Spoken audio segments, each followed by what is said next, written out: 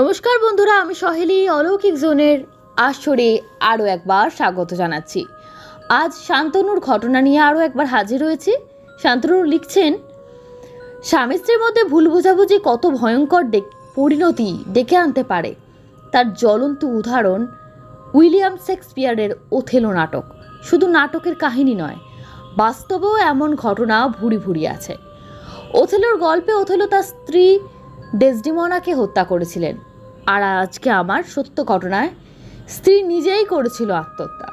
কিন্তু ঘটনাটা লেখার কথা উঠতো না যদি না সে আত্মহত্যা করে একটা ভৌতিক কাহিনীর জন্ম দিত। কি সেই কাহিনী? ক্রমে ক্রমে আসবো কথায়। মহাভারতের শুরুতেই তো কুরুক্ষেত্রের বর্ণনা থাকে না, পাণ্ডব কৌরবদের জন্ম বৃত্তান্ত থাকে। সেভাবেই আমি শুরু করছি। তখন আমি 4 বা 5 বছরে। তবে আমি যেহেতু সহজে কিছু ভুলি না, তাই সেদিনের কথা আজও আমার মনে আছে। বাবা প্রথমবার এই বিকেলে একটি বাড়িতে আমার সঙ্গে করে নিয়ে গেলেন। এটা তার ছাত্রীর বাড়ি। আসলে বাবা সেই সময় পৌরোহিত্যর সাথে সাথে বিভিন্ন বাড়িতে গিয়ে ছাত্রছাত্রীদের পড়াতেন। এর আগে যখন তিনি তার নিজের বাড়ি ছিল না, তখন তিনি দিদির বাড়ি থেকে ক্লাস 10 অবধি ব্যাচ পড়াতেন, অল সাবজেক্ট। কিন্তু নতুন বাড়ি করে বিয়ের পর তিনি পৌরোহিত্যে বেশি মনোনিবেশ করেন। তথাপি কয়েকটি বাড়িতে পড়াতেন এবং মাঝে মাঝে সঙ্গে করে সেই সব বাড়িতে আমাকে নিয়ে যেতেন। কখনো শম্ভুদার বাড়ি, কখনো মৌসুমীদের বাড়ি, এবং নিয়ে গেলেন একদিন পিঙ্কি দিদির বাড়ি। পিঙ্কি দিদি তখন ক্লাস 5-এ পড়ে। ওদের বাড়িতে পিঙ্কি দিদির সাথে ওর বাবা, ছোট বোন থাকতো। পিঙ্কি দিদির বাবা বিজয়বাবু সরকারি চাকরি করতেন। তিনি ছিলেন মাটির মানুষ। কিন্তু পিঙ্কিদের মায়ের স্বভাবটা বাবার ঠিক পছন্দ ছিল না। বাবাকে যথেষ্ট ভক্তি শ্রদ্ধা করলেও তার ছটফটে ভাব, সারাক্ষণ বকবক করা, সাজগোজের প্রতি অত্যাধিক আকর্ষণ, পোশাক আশাকে শালীনতা না রাখা, পুরুষ মানুষের সঙ্গে নিরাপদ দূরত্ব বজায় না রেখে গায়ের কাছে এসে কথা বলা ইত্যাদি কারণে বাবা তাকে খুব আলট্রা মডার্ন বলতেন। পিঙ্কিদি বাবাকে কম কাছে পেত, তাই মায়ের সঙ্গে সর্বক্ষণ থাকার ফলে মায়ের প্রভাব তার ওপর পড়েছিল। সেও হয়ে উঠছিল আস্তে আস্তে ছটফটে, চোখে মুখে কথা। তবে বাবা একটি কারণে খুব ভালোবাসতেন। পিঙ্কিদি ছিলেন খুব মেধাবী, আর বাবার বাধ্য অন্যান্য ছেলে মেয়েদের পড়াতে যেখানে 2-2.5 ঘন্টা লাগতো, সেখানে পিঙ্কিদিকে পড়ানোর বেশিরভাগ দিনই আধ ঘন্টার মধ্যে হয়ে যেত। বাবা বাড়ি ফিরে মাকে বলতেন, পিঙ্কিকে কি পড়াবো বলো তো, একবারের বেশি 2বার ওকে কিছু বোঝাতেই হয় না। অবশ্য আধ ঘন্টা হোক বা 1 ঘন্টা, ওই নিয়ে পিঙ্কিদির বাবা মায়ের কোনো ইন্টারেস্ট ছিল না। ওরা বলতেন, আপনি যেভাবে চাইবেন ছাত্রীকে এমনভাবেই পড়াবেন মাস্টারমশাই, ওইসব আমরা দেখতে যাব না। এতটাই বাবার ওপর ওদের আস্থা ছিল। শুধু মাস্টারই নয়, বাবা সারা বছর ওই বাড়িতে পৌরোহিত্যর কাজও করতেন। ঠাকুরমশাই না বলে ওই বাড়িতে তাকে মাস্টার মশাই বলে সবাই ডাকত, পিঙ্কিদির ছোট বোনটি পর্যন্ত। তবে মাস্টার হিসাবে বাবা কতটা কড়া সেটা আমি জানতাম, তাই আমি কখনো বাবার কাছে পড়তে চাইতাম না, বিশেষত অঙ্ক না পারলে বাবার রাগের সাক্ষী আমি নিজে। কিন্তু পিঙ্কিদির কাছে অঙ্ক ছিল জল ভাত। তাই ক্লাস 7 কি 8-এ বাবা যখন তাকে বেছে বেছে কঠিন 100টা অ্যালজেব্রা ইত্যাদির অঙ্ক কষে দিতে বলতেন, পরের দিনই সে বাবাকে দেখাতো। তাতে বাবা একটু অবাকই হয়েছিলেন। কিন্তু এইভাবে দিন এগোতে লাগলো। ওদের পরিবারের সঙ্গে আমাদের একটি ঘনিষ্ঠ সম্পর্ক তৈরি হয়ে যায়। অঙ্ক তো সবাই করে, কিন্তু 100টা অঙ্ক যদি দেওয়া হয় 100টাই ঠিক, একটা চুল ওর ভুল ধরা যেত না। সেটা সব থেকে অবাক হওয়ার কারণ। যখন তখন ওরা আমাদের বাড়ি আসতে থাকে। বাবাও মাঝে মধ্যে ওদের বাড়িতে আমাকে মাকে নিয়ে যেতেন। সেই বাড়িটা অবশ্য ওদের ভাড়া বাড়ি ছিল। এরপর বিজয়বাবু যখন নতুন বাড়ি করেন, তখন গৃহপ্রবেশের দিন আমি আমার মা নিমন্ত্রিত রূপে ওখানে অনেকটা সময় কাটিয়েছি। বলা বাহুল্য, গৃহপ্রবেশের পৌরোহিত্যের দায়িত্বে আমার বাবাই ছিলেন। পিঙ্কিদি তখন অনেকটাই বড়, কিন্তু বড় হয়ে যেন ওর ছটফটে ভাবটা আরও বেড়ে গেছিল। কোনো প্রকার আড়ষ্টতা, লজ্জা, ভয় কোনো কিছু ছিল না। আর আমি ছিলাম সেই সময় পিঙ্কিদির একদম কন্ট্রাস্ট স্বভাবের, শান্ত, চুপচাপ। তাই দেখে পিঙ্কিদি বলতেন, এ বাবা কি ভাইটা লাজুক, শান্ত। অবশ্য আমার মায়ের মতে আমার স্বভাবই নাকি ভালো। পিঙ্কিদিকে তার মা বাবা সঠিক শিক্ষা দিতে পারেননি। বিশেষত মেয়েদের যথাসম্ভব শালীনতা বজায় রাখা উচিত, ওইভাবে হই হই করে বেড়ানোটা কোনো আদর্শ না। অবশ্য পিঙ্কিদির বোনও পিঙ্কিদির মতো স্বভাবেরই ছিল। তফাৎ ছিল এই, পিঙ্কিদির চেহারা সুশ্রী ভাব মোটেও তার মধ্যে ছিল না, আর পড়াশোনায় একেবারেই ভালো ছিল না। তাই আর বাবা ওকে পড়াবার দায়িত্ব নিতে চাননি। পিঙ্কিদির বোন যে পড়াশোনায় সুবিধা করতে পারবে না সেটা সকলেরই জানা ছিল। এরপর যত সময় এগোয় আমার মা আমি ওদের বাড়িতে যেতে আর আগ্রহী ছিলাম না, কেননা পিঙ্কিদির মায়ের ন্যাকা ন্যাকা আচরণ আমার মায়ের একদম পছন্দ ছিল না। পিঙ্কিদির মাও আমাদের বাড়ি কম আসতেন, তবে ছুটি ছাটা থাকলেই বিজয়বাবু বাবার সঙ্গে দেখা করতে আসতেন। এসে ঘন্টার পর ঘন্টা গল্প করতেন, চা খেতেন। পিঙ্কিদিও সাইকেলে চেপে আমাদের বাড়ি এসে চিৎকার করে রাখতো, মাস্টার মশাই, ও মাস্টার মশাই। যদিও বাবার সঙ্গে ওর প্রতিদিন দেখা হতো।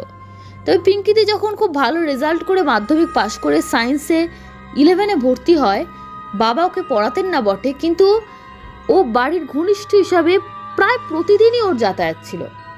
পিঙ্কিদির বাবা মা উভয় বাবার সকল প্রকার সাংসারিক ঘটনা, সুখ দুঃখ সব কিছু শেয়ার করতেন, আর বাবাও বাড়ি ফিরে সব কিছু বলতেন। এরপর উচ্চ মাধ্যমিকও যথারীতি খুব ভালো রেজাল্ট করে পিঙ্কিদি হাবড়ার শ্রী চৈতন্য কলেজে বিএসসিতে ভর্তি হয়। কলেজে পড়ার সময় প্রায় একই পূর্বের ন্যায় সাইকেল করে আমাদের বাড়ি এসে মাস্টারমশাই বলে চিৎকার জুড়ত। তারপর ঘরে ঢুকে বাবা মাকে প্রণাম করতো আর বলতো, ভাই কেমন আছে, পড়াশোনা কেমন চলছে, ইত্যাদি ইত্যাদি। এইভাবে চলতে চলতে বাবা ওদের বাড়ি থেকে ফিরে মাকে জানিয়েছিলেন যে বিপ্লব নামের এক ছেলে খুব পিঙ্কিদির বাড়িতে আনাগোনা করছে। কোনো কারণে সে ওদের বাড়িতে এসেছিল বটে, কিন্তু বিপ্লবের সাথে পিঙ্কিদির বাবা মায়ের খুব কম সময় একটা ঘনিষ্ঠতা তৈরি হয়ে যায় এবং সে বারবার আসতো।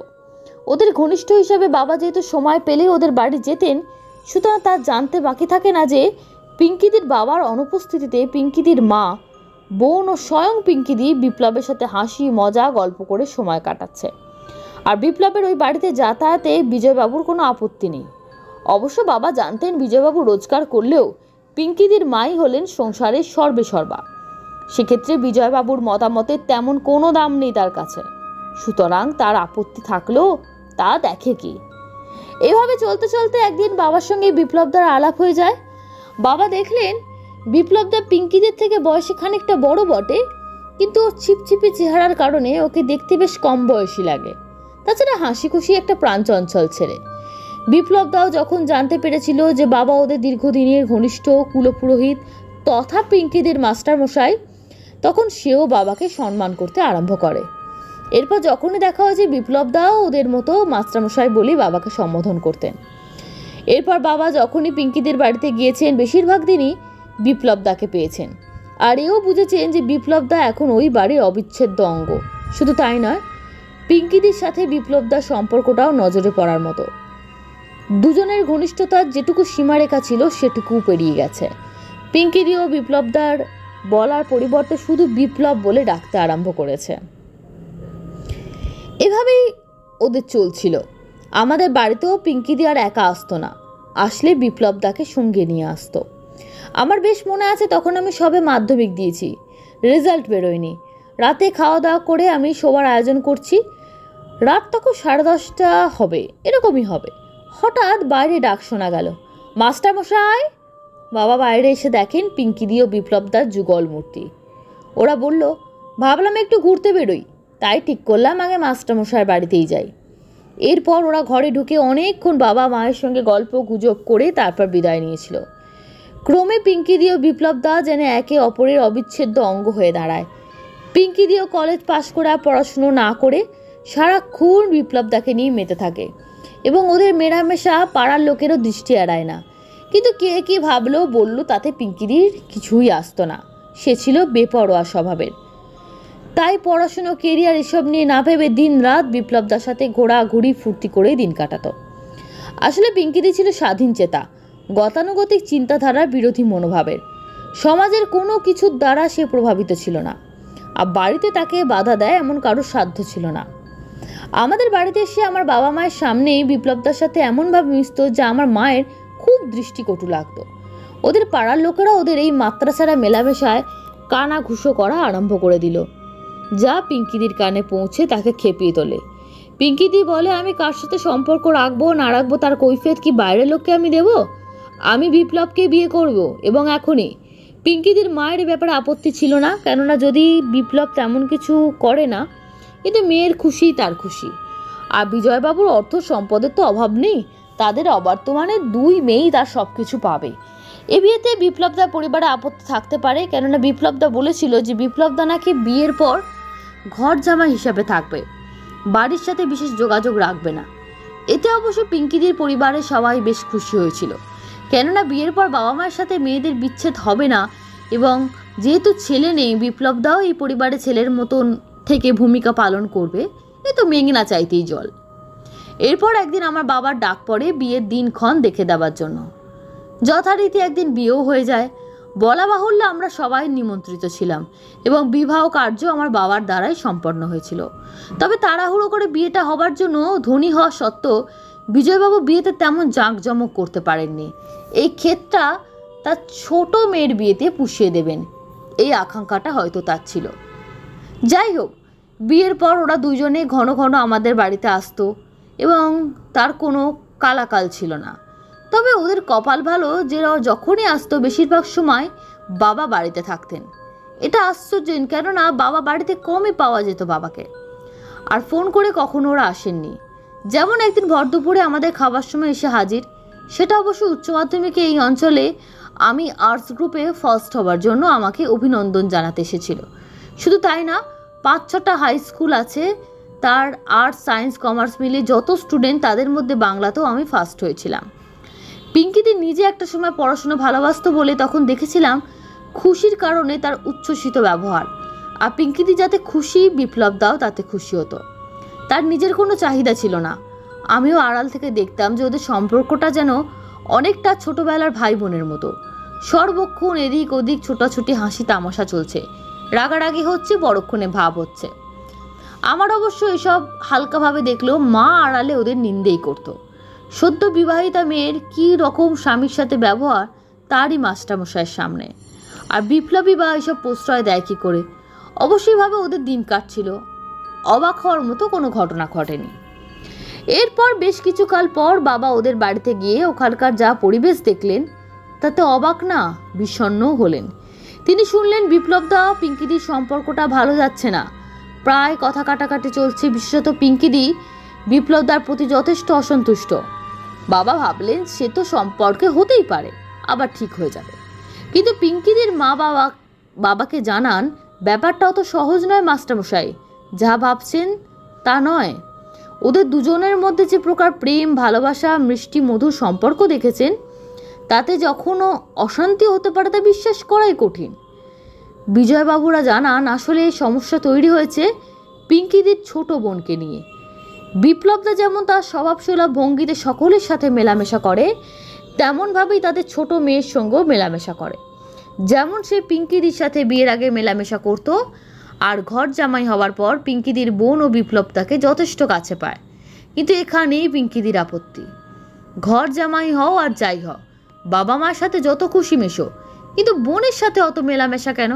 এই জিনিসটা সে সুনজরে দেখতে পারছে না। বিপ্লবদা বোঝাতে যায় যে খামকা ওর সঙ্গে মেলামেশা বন্ধ করবো কেন, ও তো এ বাড়ির সদস্য, আমার শালি, ছোট বোনের মতো। অনেক দিন ধরে তো দেখছি, ওকে তো ভালোবাসি। পিঙ্কিদি গর্জে ওঠে, কি আমার হাজবেন্ড হয়ে তুমি আমার বোনকেও ভালোবাসবে? বিপ্লবদা বলে, বাসবো না কেন, পৃথিবীতে শুধু একজনকে ভালোবাসতে হবে এমন তো নয়, তাছাড়া তোমায় তো আমি কম ভালোবাসি না। পিঙ্কিদি বলে, তাই যদি হয় বোনের সাথে মেলামেশা বন্ধ করো। সত্যিই যদি আমাকে ভালোবাসো, তোমার বিয়ে করা বউ আমি, আমার বোন না। বিপ্লবদা অবাক হয়, কি আশ্চর্য, আমি কখন বললাম যে তুমি আমার বউ নও? কিন্তু তার পাশাপাশি ও তো আমার নিজের লোক, একই বাড়িতে থাকবো, কথা বলবো না, এ কেমন করে হয়? পিঙ্কিদি যেন কোনো কথা শুনতেই যায় না, বলে, জানি তো তুমি ওকে দূরে ঠেলতে পারবে না, তার চেয়ে কাজ করো, আমাকে না হয় দূরে ঠেলে দাও, ওকে নিয়েই সংসার করো, সেখানেও তো সেই ঘর জামাই থাকবে, মন্দ কি? এইসব কথায় বিপ্লবদা যেন পিঙ্কিদির প্রতি বিরক্ত হয়। এসব কি যাতা করছো, তিলকে তাল করছো? পিঙ্কিদির উত্তর, কি তিলকে তাল করছি? তুমি বিবাহিত পুরুষ হয়ে তোমার চেয়ে অত ছোট একটা মেয়ের সঙ্গে দিন রাত ঢলাঢলি করছো নির্লজ্জের মতো, সেটা কি আমার চোখে পড়ে না? বিপ্লবদা এবার গর্জে ওঠেন, দেখো পিঙ্কি, তুমি বাড়াবাড়ি করছো, তুমি আমার চরিত্র নিয়ে সন্দেহ করছো। পিঙ্কিদি বলে, সন্দেহের কাজ তুমি করেছো, শালি আছে, শালির মতো থাক। অত মাখামাখি কিসের? বিপ্লবদার বক্তব্য, কি মাখামাখি করলাম? তোমার সঙ্গেই তো বেশিরভাগ থাকি। পিঙ্কিদি বুঝতেই চায় না। হ্যাঁ, আমার সঙ্গে অভিনয়টা ভালোই করো, তলে তলে তোমাদের প্রেমের পথে যাতে কোনো বাধা না থাকে তার জন্য এটা বেশ ভালো ব্যবস্থা করেছ। বিপ্লবদা প্রতিবাদ করে, বলে যা দেখছো ঠিকই, কিন্তু পাপের চোখ দিয়ে দেখছো, তাই সব কিছুর অপব্যাখ্যা করছো। কি বললে আমি পাপী? আর তুমি খুব পুণ্যবান না? এই সব ঝগড়া ঝামেলা প্রতিদিন লেগে থাকতো। বাবা সব শুনে তাজ্জব হয়ে যান। জল এত দূর গড়িয়েছে, কিন্তু সমস্যার সমাধান কি? বিজয়বাবু জানান অবিলম্বেই তার ছোট মেয়ের বিয়ের ব্যবস্থা করতে হবে, যাতে বিপ্লবদার কাছ থেকে সে দূরে যায়, নচেত ফল খুব খারাপ হবে। কাল বিলম্ব না করে ওরা খুব দ্রুত পাত্রের সন্ধান করতে লাগলেন এবং অত বাজ বিচার না করে একটা পাত্র ঠিকও করে ফেলেন। সে আর কেউ নয়, আমাদের বাড়ি থেকে 2 বাড়ি পরই একটি ছেলে, বাড়ির একমাত্র ছেলে, আমরা বাবুদা বলেই ডাকতাম, খেলাধুলোও করেছি। বাবুদার বাবা নারায়ণবাবু, মা মীরা, আমরা যাকে পিসি বলতাম, দুজনেই প্রচণ্ড নিরীহ প্রকৃতির মানুষ। বাবুদার লেখাপড়ায় ভালো ছিল, 3rd ডিভিশনে মাধ্যমিক পাশ করেছিল, তবে মানুষ হিসাবে খুব ভালো ছিল, শান্ত প্রকৃতির। এরপর এলো বিয়ের দিন। বলা বাহুল্য, সেদিন সকালে ছেলের বাড়ির পৌরোহিত্য, রাতে মেয়ের বাড়ির পৌরোহিত্য সব বাবা করেছিল। আমি আর মা অবশ্য পিঙ্কিদির বোনের বিয়েতে উপস্থিত থাকতে পারিনি, যেহেতু ওই দিন কলকাতায় আমার এক পিসির মেয়ের বিয়ের নেমন্তন্ন ছিল। তবে ফিরে এসে শুনলাম বিজয়বাবু নাকি জলের মতো টাকা খরচ করে এলাহি ব্যাপার করেছিলেন ছোট মেয়ের বিয়েতে। লোকে লোকারণ্য ছিল বিয়ের মণ্ডপ, মাটির থালা গেলাসে খেতে দেওয়া হয়েছিল। যদিও তখন পিঙ্কিদির সাথে বিপ্লবদার সম্পর্কটা পুরোপুরি স্বাভাবিক হয়েছে কিনা বলা যায় না, তবু ওরা অনেকটা আগের মতো ব্যবহার করছিল পরস্পরের সঙ্গে। পিঙ্কিদিও খুব সাজগোজ করে ছোটাছুটি করে ঘুরে বেড়াচ্ছিল। বাইরের লোকের মনে হয়েছিল যে বোনকে সে এত ভালোবাসে যে তাকে পাত্রস্থ হতে দেখে আনন্দ আর ধরছে না। যদিও বিজয়বাবুরা জানতেন ইদানিং সে তার একসময় প্রিয় বোনকে আর 2 চক্ষে দেখতে পারত না, নিজের প্রতিদ্বন্দ্বী ভাবত। এই আনন্দ তার বোনরূপী আপদ বিদায়ের আনন্দ। বিয়ের পর দিন পিঙ্কিদির বোন বাবুদার বাড়িতে চলে আসে। পরদিন ছিল বৌভাত। যথারীতি সেই অনুষ্ঠানে বাড়ির সকলের সাথে যুক্ত হয়েছিল পিঙ্কিদি ও বিপ্লবদাও, অবশ্য আমরাও ছিলাম। যে বাড়ি ভাড়া করে অনুষ্ঠান হয়েছিল সেখানে খেতে যায়নি, বাবা আর মা গেছিল, তবে রাত গভীর হওয়ার আগেই চলে এসেছিল। সেটাতে বিজয়বাবু ওনার স্ত্রীর চোখে মুখে একটা নিশ্চিন্তের ছাপ ছিল, যার অর্থ এবার থেকে আর সংসারে কোনো সমস্যা হবে না। কেননা বোনকে স্বামীর সঙ্গে সংসার করতে দেখলে পিঙ্কিদির মনে নিশ্চয়ই আর উল্টোপাল্টা চিন্তা আসবে না। যদিও কাছাকাছি বিয়েটা হলো, তবু সংসার পেলে সবসময় তো আর বাপের বাড়ি আসতে পারবে না। সুতরাং পিঙ্কিদিও বিপ্লবদার সুস্থ স্বাভাবিকভাবে থাকবে, ছোট বোনটাও থাকবে। এবার বিজয়বাবুর বাড়িতে গিয়ে পিঙ্কিদিও বিপ্লবদার সাথে কথা বলবেন, কিন্তু ওদের বাড়িতে যাওয়ার পরিবর্তে তাকে কেন হসপিটালে ছুটতে হবে সেটা আমরা কেউ কল্পনা করতে পারিনি। বৌভাতের পরের দিনই সকালে আমার কাছে খবর এলো মাঝরাত্রে অনুষ্ঠানে ফেরার পর পিঙ্কিদি গায়ে কেরোসিন তেল ঢেলে আগুন ধরিয়েছে। দেহের বেশিরভাগটাই ঝলসে গেছে, সিরিয়াস অবস্থায় হাসপাতালে ভর্তি, তবে বাঁচার চান্স প্রবল। সম্ভবত গত রাত্রে বৌভাতের অনুষ্ঠানে বিপ্লবদার সাথে তার বোনকে ঘনিষ্ঠভাবে কথা বলতে দেখে মেনে নিতে পারেনি, চুপচাপ ছিল, কাউকে মনের কথা ব্যক্ত করেনি। মনে মনে সে একটা ভয়ঙ্কর প্ল্যান করছিল। বাড়ি ফিরে যে যার মতো ঘুমোবার আয়োজন করছিল। পিঙ্কিদি একা নিজের ঘরে চলে যায়, বিপ্লবদার কাছে ছিল না। হঠাৎ মাঝরাতে নিস্তব্ধতা বিদীর্ণ করে আসে পিঙ্কিদির চিৎকার, বাঁচাও বাঁচাও, পুড়ে গেলাম। তীব্র বেদনায় ঝোঁকের মাথায় গায়ে আগুন দিল। তার জ্বালা যে এত ভয়াবহ সে আন্দাজ করতে পারেনি, কিন্তু তখন আর কারোর কিছু করার ছিল না। আগুনের লেলিহার শিখা তার পায়ের নিচ থেকে মাথার চুল পর্যন্ত সব পুড়িয়ে দিয়েছে। বাবাও হসপিটাল থেকে বাড়ি ফিরে বলেছিলেন, যা দৃশ্য দেখলাম পিঙ্কি কিছুতেই বাঁচতে পারে না। পিঙ্কিদির মা বিজয়বাবুর দিকে তাকানো যাচ্ছে না। ছোট মেয়ের বিয়েকে কেন্দ্র করে আনন্দের পরিবেশ 1 মিনিটে শোকে বদলে গেছে।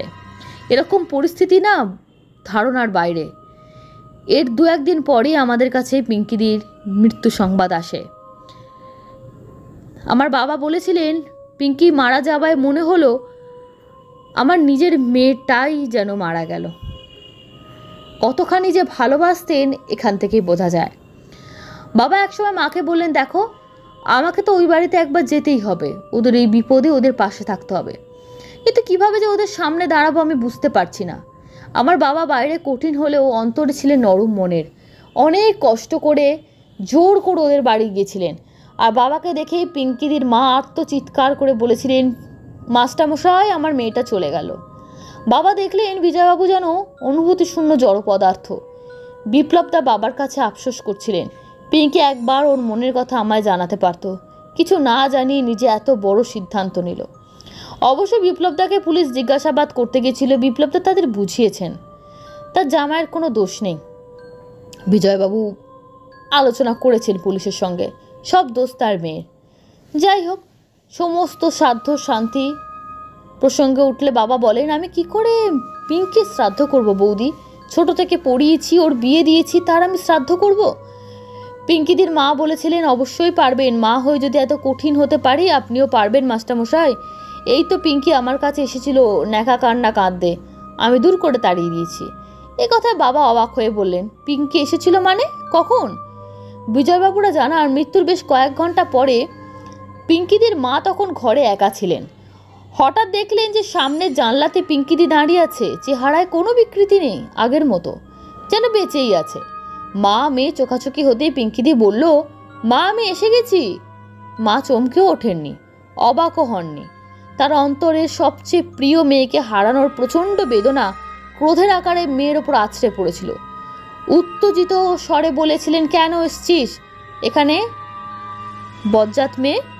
মোড়েও তো স্বাদ মেটেনি, আবার এসছিস জ্বালাতে, দূর হ চোখের সামনে থেকে। সাথে সাথে পিঙ্কিদি শূন্যে মিলিয়ে গেল। বিজয়বাবু চিৎকার শুনে ছুটে এসেছিলেন, বললেন, কি হলো? পিঙ্কিদির মা বললেন, কি আবার হবে? তোমার মেয়ে গায়ে আগুন ধরানোর আগে মনে ছিল না, এখন এসে জানলা গলিয়ে বলতে এসছে মা চলে এসেছি। সব শুনে বিজয়বাবু তাজ্জব বনে যান। আমিও সব শুনে বাবাকে বলি, ওনার ভয় করলো না? বাবা বলেছিলেন, আরে মেয়েটা যে ওনার এত যন্ত্রণা আর মেয়েরে আত্মহত্যা করায় যে ক্ষোভই না সব ভয়কে কাটিয়ে দিয়েছে। ভয় আর কিছু নেই, অত্যন্ত রাগ জমা হয়েছে মায়ের মনে। পিঙ্কিদির শ্রাদ্ধ সম্পন্ন করে বাবা বাড়ি ফিরে বলেছিলেন, পুরোহিত হওয়া নাকি একটা অভিশাপ। আমি বলেছিলাম, কেন বাবা? পুরোহিত দক্ষিণার লোভে এইসব কাজ আনন্দেই করে থাকে। উত্তরে বাবা বলেছিলেন, তারা পুরোহিত নয় রে, ওরা পিশাচ। শ্রাদ্ধ মিটে গেলেও পিঙ্কিদিকে যখন তখন ওই বাড়িতে দেখা যেত। পিঙ্কিদির মা তো প্রায় স্পষ্ট দেখতে পেতেন, বিশেষত যখন তিনি একা ঘরে থাকতেন। তখন পিঙ্কিদি হঠাৎ সামনে উদয় হয়ে বলতো, ওমা এই দেখো আমি এসে গেছি, তোমরা অমন করছো কেন? পিঙ্কিদির মা আগে ফেটে পড়তেন, বলতেন, আবার এসছিস? নিজে তো মরেছিস, আমাদেরকেও মেরেছিস, আবার কি বাকি আছে? এরপর পিঙ্কিদিও হঠাৎ মিলিয়ে যেত। পিঙ্কিদির মা সেদিকে ভ্রুক্ষেপই করতেন না। আসলে পিঙ্কিদি যে মারা গেছে তা সে যে পরিস্থিতিই হোক, আর তাকে নিজের কাছে যে পাওয়া যাবে না এই সত্যিটা মেনে নিয়ে তিনি তার স্বামী নিজের ছেলের মতো যাকে দেখেন সেই বিপ্লবদা এবং তার ছোট মেয়ে এদের নিয়ে জোর করে বাঁচতে চেয়েছিলেন। কিন্তু পিঙ্কিদির প্রেত মূর্তি বারবার তার সামনে এসে সেই গুপ্ত বেদনার ক্ষতটা উস্কে দিচ্ছিল। পিঙ্কিদির এই অর্থহীন মৃত্যুটা তারা কিছুতেই মেনে নিতে পারেননি। সেটা মনে করিয়ে দিয়ে জোর করে তার ওপর শান্তিকে ভঙ্গ করছিল তার এই প্রেত শরীর রূপী মেয়ের প্রেতাত্মাকে দেখলে দুঃখ ভয় তো ছেড়েই দিন, তেলে বেগুনে জ্বলে উঠতেন মেয়ে। শুধু পিঙ্কিদির মা না, বিজয়বাবু ও বিপ্লবদা স্পষ্ট অনুভব করতেন পিঙ্কিদির উপস্থিতি, কখনো দৃশ্য রূপে কখনো অদৃশ্য রূপে। এদিকে বেশ কিছুকাল পরও পিঙ্কিদির বোনও তার বাপের বাড়ি ফিরে আসতে বাধ্য হলো। আসলে পিঙ্কিদির বোনের বিয়ের আগে বাবুদার পরিবারের লোক পিঙ্কিদি ও বিপ্লবদার সম্পর্কে অবনতির ঘটনা কিছুই জানতেন না। কিন্তু পিঙ্কিদির বৌভাতের রাতে আত্মহত্যার ঘটনায় সবাই জেনে যান এবং মীরাপিসি ও নারায়ণবাবু বাবুদার তিনজনের ক্রোধ গিয়ে পড়ে পিঙ্কিদির বোনের ওপর। এ কোন মেয়েকে তারা ঘরে এনেছে? নিশ্চয়ই এই মেয়ের আগে তার জামাইবাবুর সাথে অবৈধ সম্পর্ক ছিল, যা বিয়ের পরও টিকিয়ে রাখতে চেয়েছিল। সেই বৌভাতের রাতে তাদের ঘরের বউ নিশ্চয়ই এমন কিছু অশালীন আচরণ করেছিল যে যার দিদি সহ্য করতে পারেনি। শেষ পর্যন্ত একটা চরিত্রহীনা মেয়েকে ঘরে তুললে তারা পাপ করেছেন। মন থেকে তারা বউ হিসাবে তাকে মানতে পারছে না, অথচ ত্যাগ করতেও পারছে না। এদিকে বাবুদার সঙ্গেও দিন দিন পিঙ্কিদির বোনের সম্পর্ক খারাপ হতে লাগলো। বাবুদার সাথে থাকতে তার মোটেও ভালো লাগে না, এটা পিঙ্কিদির বোনও জানিয়ে দেয়। বাবুদার বাবা মাও তাকে জানায়, ভালো লাগবে না সেটা তো জানা কথা, মনের মানুষকে না পেয়ে অন্য মানুষের সঙ্গে ঘর করতে কারই বা ভালো লাগে? তা এখন তো দিদি নেই, পথের কাঁটাও সরে গেছে, তোমাদের মিলনের পথ প্রশস্ত করে দিয়েছে। এবার আমার ভালো ছেলেটাকে ডিভোর্স দিয়ে জামাইবাবুকে বিয়ে করে নাও।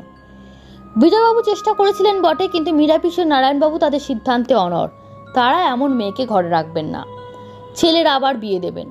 অতএব একসময় ওদের ডিভোর্স হয়ে যায় এবং পিঙ্কিদির বোনও তার পুরনো আশ্রয়ে চলে আসে। বিপ্লবদার বাড়িতে ফিরে যাওয়ার উপায় ছিল না। তাছাড়া সে নিজের বাবা মাকে এক প্রকার ত্যাগ করেই শ্বশুর বাড়িতে এসেছিল। বাবা মার জ্ঞানে তাদের সঙ্গে বাস করতে চেয়েছিল, কিন্তু তার শালিকা এই বাড়িতে ফিরে আসার পর তাদের পাড়ার রীতিমতো চর্চা শুরু হয়ে গেছিল। পিঙ্কিদিকে প্রতিবেশীরা ভালোবাসত, তাই তার মৃত্যুর পর বিপ্লবদা ও পিঙ্কিদির বোনের এই বাড়িতে একত্র অবস্থানকে তারা কেউ ভালো চোখে দেখত না। বিজয়বাবুকে একটা সময় সকলে খুব শ্রদ্ধা করলেও এখন সেই পূর্বের শ্রদ্ধা বজায় ছিল না। সুতরাং এক বড় মেয়ের শোক, তার উপর ছোট মেয়ের ভবিষ্যতের দুশ্চিন্তা, আবার তাদের পরিবারের ওপর লোকেদের ঘৃণা, এইসবে এমনিতেই পিঙ্কিদির বাবা মায়ের জীবন দুর্বিষহ হয়ে গেছিল। তার উপর যুক্ত হয়েছিল প্রবল ভৌতিক অত্যাচার। মাঝে মাঝে বাবা ওই বাড়িতে গিয়েছেন এবং শুনেছেন সেসব কাহিনী। বাড়ির প্রত্যেকেই যখন তখন পিঙ্কিদিকে দেখে চমকে উঠত। রাতের বেলা রান্নাঘর বা অন্য কারণ থেকে জিনিসপত্র ফেলার আওয়াজ, নারী কণ্ঠে চাপা কান্না তাদের ঘুম নষ্ট করত। এমনিতেও কারোর শান্তি ছিল না জীবনে। পিঙ্কিদির শোক তথা সমস্যায় জর্জরিত হয়ে বিপ্লবদাও মদ খেতে শুরু করে। মদ খেয়ে অনেক সময় বেশি রাত্রে বাইকে চেপে আমাদের বাড়িতে আসতো এবং বাবার কাছে একটু শান্তি পেতে চাইতো। একদিন অনেক রাতে বাবার সাথে কথা বলে যাবার পর বাবাও শুয়ে পড়েছিলেন, কিন্তু পুনরায় বিপ্লবদার জড়ানো গলায় ডাক শুনে অবাক হন। মাস্টারমশাই একটু আসবেন? বাবা বাইরে এলে বিপ্লবদা জানান যে বাইকে করে ফেরার সময় নিয়ন্ত্রণ হারিয়ে তার বাইকখানা পড়ে গেছে, সে একা তুলতে পারছেন না। তিনি যদি সাহায্য করেন, বাবা বোঝেন অতিরিক্ত মদ্যপানের ফলে এমন হয়েছে। তিনি বাইক তুলতে বিপ্লবদাকে সাহায্য করেন। অবশ্য মা এতে বিরক্ত হন। রাত বিরেতে এই মাতালের জ্বালাতন আমার মা সহ্য করতে একদম রাজি ছিলেন না। এরপর অবশ্য বিপ্লবদাকে আর আমাদের বাড়িতে দেখিনি, কিন্তু বাবা বিজয়বাবুর সাথে দেখা করতে গিয়েছেন বারবার। তখনই শুনেছেন বিজয়বাবুর সাথে অনেক দিন ধরে এই ভৌতিক অত্যাচার চলছে। মা বাবার সঙ্গে যেন বেশি চলছে। এই বাড়িতে থাকা তাদের পক্ষে সম্ভব না। পিঙ্কিদির প্রেতাত্মা তাদের সঙ্গে আঠার মতো লেগে আছে। মারাত্মক ভুল করে এখন পস্তাচ্ছে, সেটা সে বুঝতে পেরে আফসোস করছে। বারবার আগের জীবনে ফিরে আসতে চাইছে, সেটা সম্ভব হচ্ছে না দেখে তীব্র আক্রোশে ফেটে পড়ছে। যার ঝাল সামলাতে হচ্ছে তার পরিবারকে দিবারাত্রি। অন্তত ছোট মেয়ের জন্য তাদের স্বামী স্ত্রীকে বাঁচতে হবে। তাছাড়া তাদের ছোট মেয়ের আবার বিয়ে দিতে চান, কিন্তু এখানে থেকে তা সম্ভব না। যেভাবে চতুর্দিকে স্ক্যান্ডেল রটে গেছে, আর বিপ্লবদাই বা কোন পরিচয় পরিবারে থাকবে? ভালো হয় যদি বিপ্লবদার সাথে পিঙ্কিদির বোনের বিয়েটা হয়েই যায়, তবে এ বাড়িতে সেটা সম্ভব না। পাড়া প্রতিবেশীদের কাছ থেকে চরম প্রতিক্রিয়া আসবে, আর প্রতিক্রিয়া আসবে পিঙ্কিদির আত্মার কাছ থেকে। অতএব এই বাড়ি বিক্রি করে দূরে চলে যেতে হবে, যদিও বাড়ি বিক্রি করা অতটা সহজ হবে না, কেননা ভূতের বাড়ি বলে ওই বাড়ির বদনাম ইতিমধ্যেই আশেপাশে ছড়িয়ে গেছে।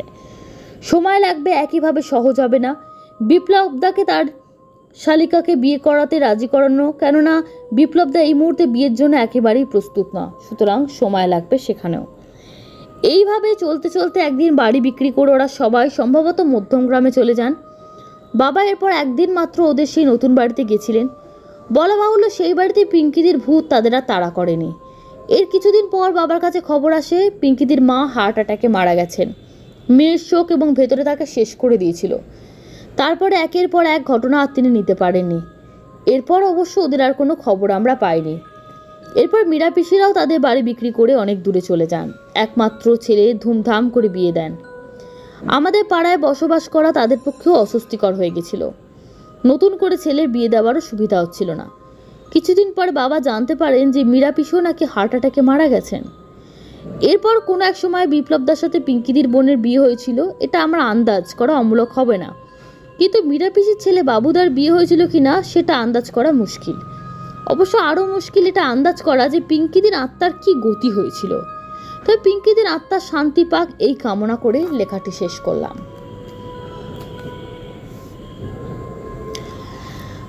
ঘটনাটা শুনে অনেকের হয়তো মনে হতে পারে এটা একটা পারিবারিক ঘটনা, ভৌতিকের থেকেও বেশি। কিন্তু আপনারা যদি খুব ভালোভাবে ঘটনাটা খেয়াল করেন, আপনারা বুঝতে পারবেন একটা মা প্রতি মুহূর্তে তার আগুনে ঝলসে যাওয়া মেয়েকে দেখছে, একদম নর্মাল যেমন মেয়ে সুস্থ জীবনে ঘুরে বেড়াতো সেভাবে ঘুরে বেড়াচ্ছে, মা দেখছে, বাবা দেখছে, বাড়ির প্রত্যেককে মানে তিতিবিরক্ত করে সে অস্থির করে দিচ্ছে। সে যে মারা গেছে এবং সে অপঘাতে এই যেটা ঝোঁকের বশে ভুল করে ফেলেছে সেটা সে বুঝতে পেরে, কিন্তু একবার তো জীবন থেকে চলে গেলে জীবনে তো আর ফেরা যায় না, সেই ঝোঁকের বশের ভুলটাই তার জীবনটাকে শেষ করে দিল। কি ঘটেছিল, সন্দেহ কি শুধুই অমূলক ছিল না সত্যি এর পেছনে কিছু ছিল, সেটা হয়তো জানা যায়নি। তবে আমি চেষ্টা করব শান্তনুকে জিজ্ঞেস করার যে অ্যাকচুয়াল বিপ্লবদার সাথে তার ছোট বোনের বিয়ে হয়েছিল কিনা এটা জানার। এটা জানতে পারলেই, যদি কোনো সূত্র ধরেও জানতে পারে, তাহলে কিন্তু জানা যাবে যে ঘটনাটা অমূলক ছিল না সত্যি ছিল। যদি উনি তার শালিকাকে বোন হিসাবেই দেখতেন, তাহলে নিশ্চয়ই স্ত্রীর মৃত্যুর পর অন্তত শালিকাকে বিয়ে করবেন না, দ্বিতীয় বিবাহ যদি করতেই হয়। বোন হিসাবে যাকে দেখছি তাকে কেমন করে কেউ বিয়ে করবে? আর যেহেতু ওনাদের কোনো সন্তানও ছিল না পিঙ্কিদির, সুতরাং সন্তানকে দেখার জন্য যে বাধ্য হয়ে বিয়ে করবেন সেসবও কোনো কারণ ছিল না। তো বিয়ে করলে অন্য কাউকে করলে ঠিক আছে, কিন্তু বোনের সঙ্গে যদি বিয়ে হয় তাহলে ধরেই নিতে হবে যে পিঙ্কিদির মৃত্যুটা পুরোপুরি নয়। তবে হ্যাঁ, সন্দেহ করে স্বামীর সঙ্গে সম্পর্ক বিচ্ছেদ করতে পারতেন। এই মারা যাওয়াটা, আত্মহত্যা করাটা খুবই বোকামো একজন অত শিক্ষিত মেয়ের কাছে। তবে সবটাই নিয়তি, আমরা বিচার করার কে। হয়তো তার এভাবেই মৃত্যু ছিল, এইটুকুই তার আয়ু ছিল।